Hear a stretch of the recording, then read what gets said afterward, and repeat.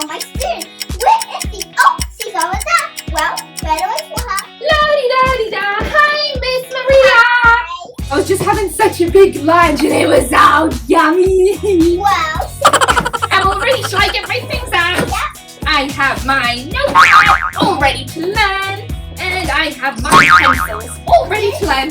Well, today we are learning about Women's Day, and this purple dress is the symbol of Women's Day. It's a symbol for Women's Day? Yeah. Oh, well, what does it mean? Yeah, well, like you see, it's a beautiful purple dress. Well, it means dignity and hope. Dignity and hope? Well, I'm going to start wearing purple too. Cool. Okay. What does it say on your board, miss? Well, this says International Women's Day, 8th of March. International Women's Day on the 8th of March? Yeah. But what is Women's Day all about, Miss Maria? Well, it's about women shouting about equality and being treated equally. Oh, okay, so Women's Day is about equality. Well, yes, because we are great too. We agree too. So you think that we can be anything? Yeah, So we can even be an astronaut? yeah, We can even be a physics professor?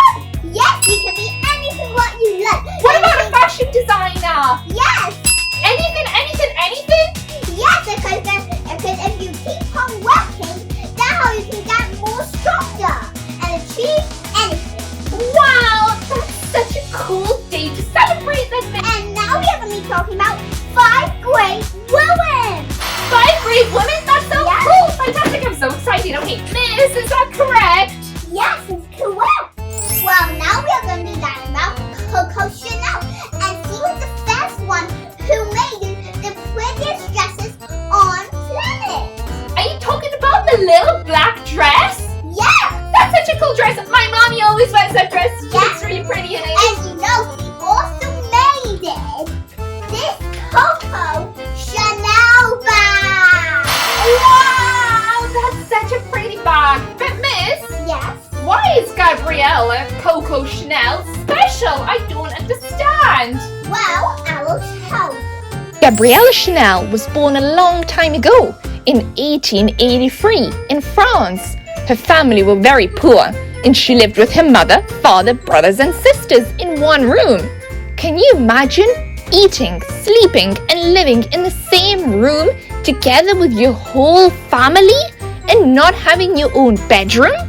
But sadly, when she was only 11, her mother died and her father abandoned her in an orphanage. It was a very sad time, but Chanel learned how to sew. That's right, how to make clothing.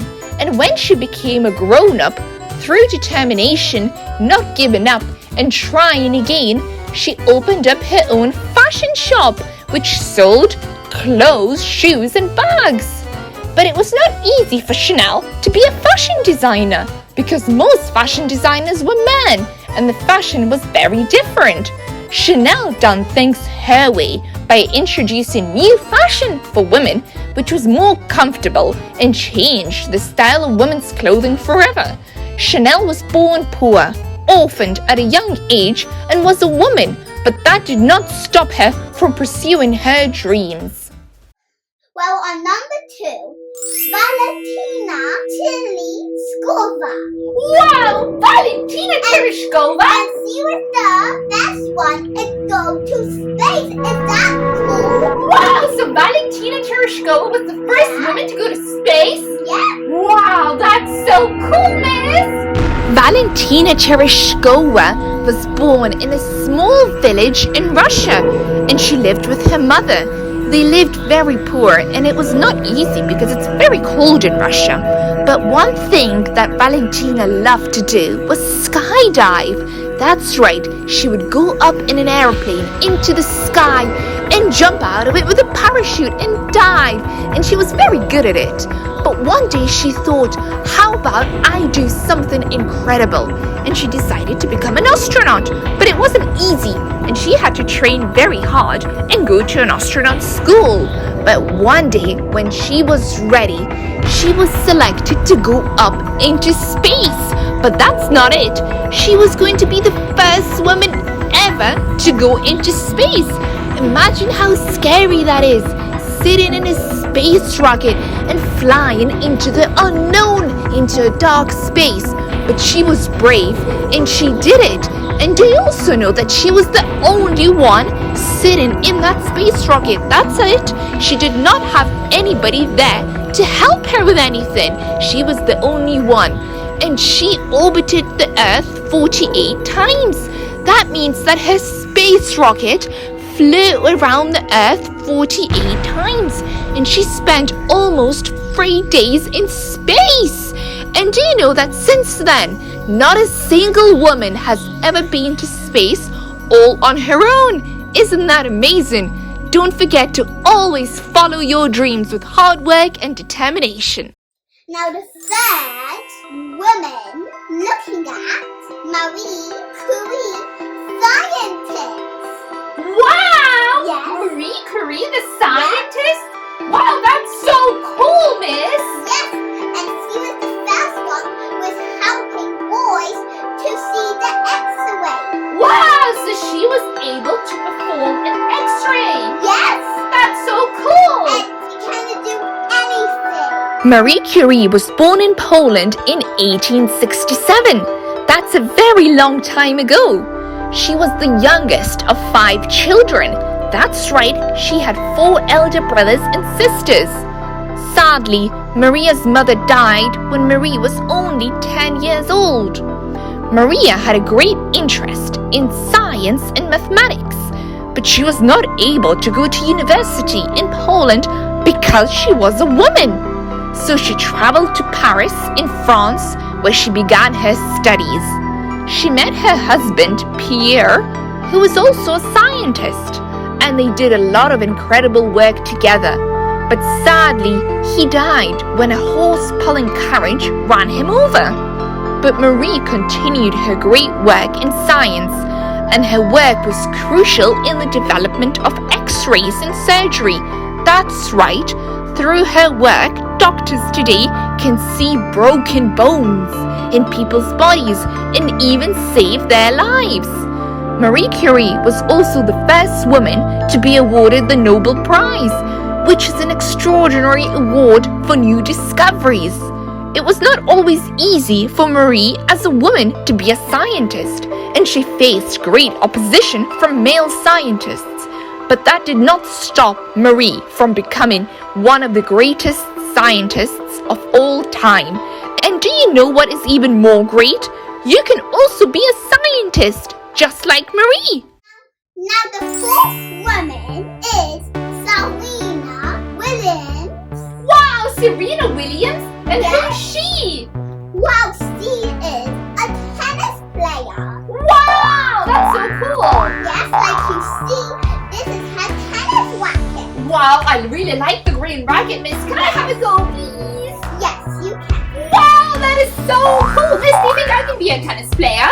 Well, you can be anything what you want to be. Yay, this is so cool. Like I already told you, you can be a tennis player, a science, you can be a doctor, you can be anything. Now I'll talk about Serena Williams. Okay. Serena Williams was born in America 40 years ago.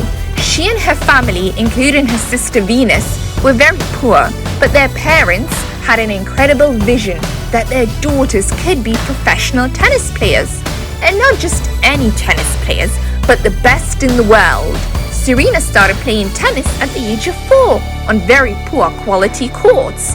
And when Serena entered tennis competitions, other kids and even grown-ups were not always nice to Serena, and she experienced racism. But that did not stop Serena in pursuing her dream and working hard on her talent. She won her first Grand Slam, the US Open, at the age of 17. Since then, she has won 23 Grand Slam singles titles, the most in the Open era. She also has 4 gold Olympic medals. Despite being born into a poor family and experiencing racism, that did not stop Serena from becoming the greatest woman tennis player of all time. Do not let anything stop you from achieving your dreams. Do you know who wrote Harry Potter? I love Harry Potter. I love Harry Potter. It's my favorite movie.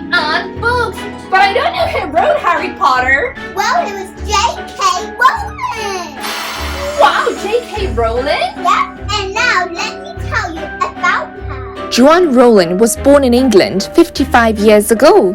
She had a difficult childhood because her mother was often ill. Joanne always loved writing and wrote her first story, Rabbit, when she was only 6. When she was 25, she was sitting on a delayed train when an idea popped into her head about a boy wizard who went to a wizard school. From that moment, Harry Potter the book was born. But it was not an easy time for Joanne, as her mother died 6 months later. It took Joanne a long time to write Harry Potter, and it was difficult to publish her book. She even had to use an altered version of her name, J.K. Rowling, because the publisher thought boys would not read it if it was written by a woman. Joanne was also a single mother to her baby daughter Jessica and lived very poor. Despite the loss of her mother, poverty, and raising a child on her own, it did not stop her from pursuing her dream. And guess what? Harry Potter is the best-selling book series in history, and Joanne now has 2 more children with her husband in Scotland. What about you? Pick up a pencil and write a story. You can if you try. Wow, Miss Maria, those were such great 5 women! Good job! And you can always